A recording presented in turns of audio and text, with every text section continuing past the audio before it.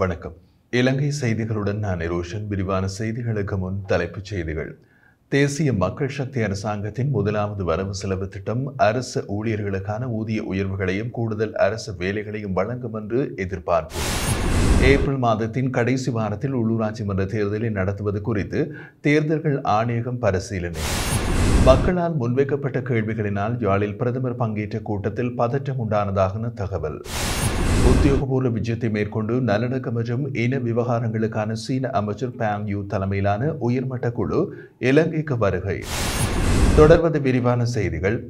நாளை இலங்கை நாடாளுமன்றத்தில் சமர்ப்பிக்கப்படும் தேசிய மக்கள் சக்தி அரசின் முதலாவது வரவு செலவு திட்டம் அரசு ஊழியர்களுக்கான ஊதிய உயர்வுகளையும் கூடுதல் அரசு வேலைகளையும் வழங்கும் என்று எதிர்பார்க்கப்படுகிறது. அதே நேரத்தில் இந்த மாற்றங்கள் சர்வதேச நாணய நிதியத்தின் திட்டத்தின் வரையறைக்குள் இருக்கும் என்று நிதியமைச்சின் அதிகாரி ஒருவர் தெரிவித்துள்ளார். சர்வதேச நாணய நிதியத்தின் விரிவாக்கப்பட்ட நிதி வசதியின் தேவைகளுக்கு ஏற்ப வரவு செலவு திட்ட விவரங்கள் அவர்களோடு பகிர்ந்து கொள்ளப்படும் என்றும் அவர் கூறியுள்ளார்.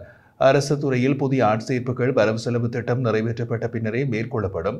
ஆனால் அவை அத்தியாவசிய வெற்றிடங்களை நிரப்புவதற்கான நடவடிக்கைகளாக மட்டுமே இருக்கும் என்றும் அந்த அதிகாரி குறிப்பிடுகின்றார். மேலும் வரவு செலவு திட்டத்தில் புதிய வரிகள் எதுவும் அறிமுகப்படுத்தப்பட மாட்டாது என்றும் அவர் தெரிவித்தார். பாதீட்டில் பாதுகாப்பு அமைச்சகத்திற்கான மொத்த ஒதுக்கமாக 442 பில்லியன் ரூபாவில் 382 பில்லியன் ரூபாய் தொடர்ச்சியான செலவினங்களுக்காகவும் 60 பில்லியன் ரூபாய் மூலதன செலவுகளுக்காகவும் ஒதுக்கப்பட்டுள்ளது. உள்ளூராட்சி அதிகார சபை தேர்தலுக்கான சிறப்பு ஏற்பாடுகள் பற்றிய யோசனை நாளைய தினம் நாடாளுமன்றத்தில் அங்கீகரிக்கப்பட உள்ளது. இதனால் ஏப்ரல் மாதத்தின் கடைசி வாரத்தில் வாக்குப்பதிவு நடைபெறலாம் என்றும் தேர்தல்கள் ஆணையகம் பரிசீலித்து வருகிறது. 3 நீதிபதிகள் அடங்கிய உயர் நீதிமன்ற அமர்வு சில திருத்தங்களோடு அல்லது 3/2 பங்கு நாடாளுமன்ற பெரும்பான்மையோடு யோசனைகளை நிறைவேற்றலாம் என்று தீர்ப்பளித்திருந்தது. அதன் அடிப்படையில் இந்த யோசனை தொடர்பான உயர்நீதிமன்ற தீர்ப்பு கடந்த வாரம் நாடாளுமன்றத்தில் அறிவிக்கப்பட்டது. முன்னதாக உள்ளூராட்சி சபை தேர்தல்கள் 2023 மார்ச் மாதம் 9ஆம் தேதி நடைபெறுவதாக நிர்ணயிக்கப்பட்டிருந்த போதும் நிதி பற்றாக்குறையை காரணம் காட்டி அப்போதைய அரசாங்கம் தேர்தலை ஒத்திவைத்தது. இந்த நிலையில் புதிய யோசனை நாடாளுமன்றத்தில் நிறைவேற்றப்பட்டு சபாநாயகரால் சான்றளிக்கப்பட்டதும் தேர்தல்கள் ஆணையகம் புதிய வேட்புமனுக்களை கோர அனுமதி பெறும் என்று தேர்தல் ஆணையாளர் சமன் ஸ்ரீ ரத்நாயக் உறுதிப்படுத்தினார். மேலும் வேட்புமனுக்கள் அறிவிக்கப்பட்ட 66 நாட்களுக்குள் தேர்தல் நடத்தப்பட வேண்டும் என்பதும் இதற்கமைய ஏப்ரல் இறுதியில் உள்ளூராட்சி தேர்தல் நடைபெற வாய்ப்பு உள்ளது என்றும் கூறப்படுகிறது. புதிய அரசாங்கத்தின் கீழ் நிலக்கரி மற்றும் டீசல் மாஃபியாக்கள் மீண்டும் தலைதூக்க உள்ளதாகவும் இது மிகுந்த கவலைக்குரிய நிலைமையாக உள்ளதாகவும் முன்னாள் அமைச்சர் சம்பிக்க ரணவக்க தெரிவித்துள்ளார்.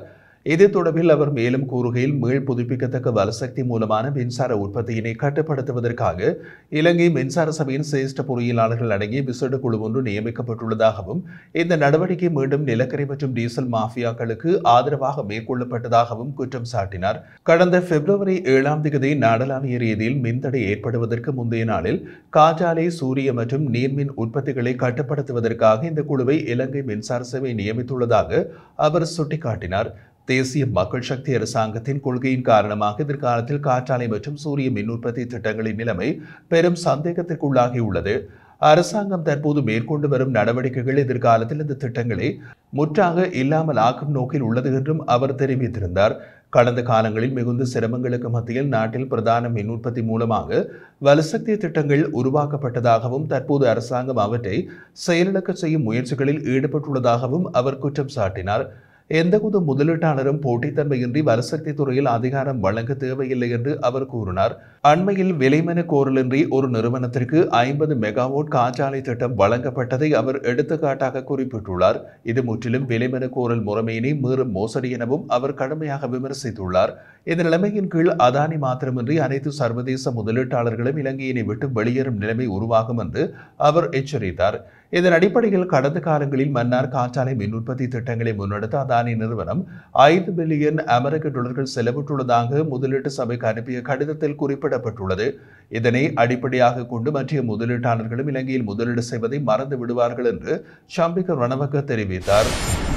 மியான்மரில் இணையவழி மோசடி முகாம்களில் தடுத்து வைக்கப்பட்டிருந்த 17 இளைஞர்களில் 13 பேர் மீட்கப்பட்டுள்ளதாக செய்திகள் வெளியாகியுள்ளன.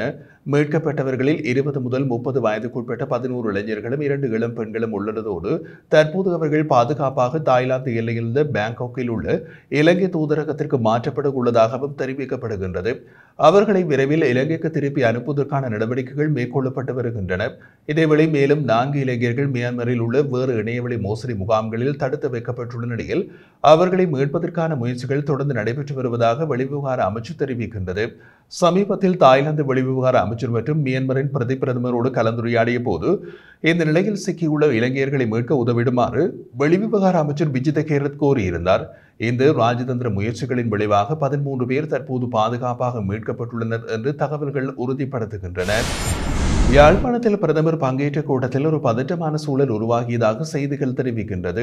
உடுவில் தொகுதி மக்கள் சந்திப்பு இளாலை ஏழுகோவிலடி பகுதியில் நேற்று மாலை பிரதமர் ஹரணி அமரசூரிய தலைமையில் நடைபெற்ற போது அவர் தேசிய மக்கள் சக்தி அரசாங்கத்தின் வேலை திட்டத்தை பற்றி உரையாற்றினார். இந்த நிலையில் தமிழ் மக்கள் காலம் காலமாக எதிர்நோக்கி வரும் காணி விடுவிப்பு, அரசியல் கைதிகள் காணாமல் ஆக்கப்பட்டோர் விவகாரங்கள் குறித்து எதுவும் குறிப்பிடப்படவில்லை என்று காணி உரிமையாளர்கள் குற்றச்சாட்டுகளை முன்வைத்துள்ளனர். தொடர்ந்து பிரதமர் மக்களை சந்திக்க வரும்போது ஒரு காணி உரிமையாளர் பலாலி பகுதியில் காணிகள் விடுவிக்கப்படாமை குறித்து தனது வேதனையை நேரடியாக தெரிவித்த போது பிரதமர் அங்கிருந்து விலகி சென்றார். எனினும் பிரதமர் மற்றவர்களோடு உரையாட சென்ற போது அந்த காணி உரிமையாளர் உங்கள் அரசியலுக்காக எங்களை பயன்படுத்த வேண்டாம் என்று கூறியதாக தெரிவிக்கப்படுகிறது. இதனால் பிரதமரை சூழ்ந்த பாதுகாப்பு உத்தியோகத்தர்கள் காணி உரிமையாளரை அங்கிருந்து வெளியேற்ற முயற்சித்த போது பதற்றம் ஏற்பட்டதாகவும் இதனையடுத்து பிரதமர் ஹரணி அமரசூரிய பாதுகாப்பு அதிகாரிகளால் அங்கிருந்து அழைத்துச் செல்லப்பட்டதாகவும் செய்திகள் தெரிவிக்கின்றன. 5 நாள் உத்தியோகபூர்வ விஜயத்தை மேற்கொண்டு நல்லிணக்க மற்றும் இன விவகாரங்களுக்கான சீன அமைச்சர் பான் யூ தலைமையிலான உயர்மட்ட குழு புதன்கிழமை இலங்கைக்கு வரவுள்ளது. இந்த விஜயத்தின் போது ஜனாதிபதி அனுருகுமார திசாநாயக்க, பிரதமர் ஹரணி அமரசூரிய உள்ளிட்ட முக்கிய அரசியல் தலைவர்களை சந்தித்து கலந்துரையாட உள்ளதோடு கண்டி மற்றும் யாழ்ப்பாணத்திற்கும் விஜயம் செய்ய திட்டமிடப்பட்டுள்ளது. ஜனாதிபதி ஜி ஜின்பிங் அமைச்சரவையின் முக்கிய உறுப்பினரான பான் யூ சீனாவின் சிறுபான்மையின விவகாரங்களுக்கான மேலாண்மை செய்யும் பொறுப்பில் உள்ளார். கடந்த ஆண்டு ஜூன் மாதம் அவர் சீன கம்யூனிஸ்ட் கட்சியின் மத்திய குழுவின் உறுப்பினராகவும் தேர்வு செய்யப்பட்டார். இலங்கையில் தங்கியிருக்கும் காலப்பகுதியில் இன நல்லிணக்கம் மற்றும் சமாதான முயற்சிகள் தொடர்பாக பல்வேறு அரசியலமைப்பு செயல் திட்டங்களை பற்றி கலந்துரையாட உள்ளார். குறிப்பாக நீதி மற்றும் தேசிய ஒருங்கிணைப்பு அமைச்சர் ஹர்ஷ நாணயக்கார, பொத்து சாசனம் மற்றும் மத கலாச்சார விவகார அமைச்சர் ஹெனிதும சுனில் செனவி உள்ளிட்ட முக்கிய அமைச்சர்களோடும் சீன தரப்பினர் விரிவான பேச்சுவார்த்தைகளை நடத்த உள்ளனர். விஜயத்தின் ஒரு பகுதியாக கண்டியில் தலதா மாளிகைக்கு செல்வதோடு யாழ்ப்பாணத்திற்கும் பான் யூ தலைமையிலான குழு பயணம் செய்ய தீர்மானித்துள்ளது.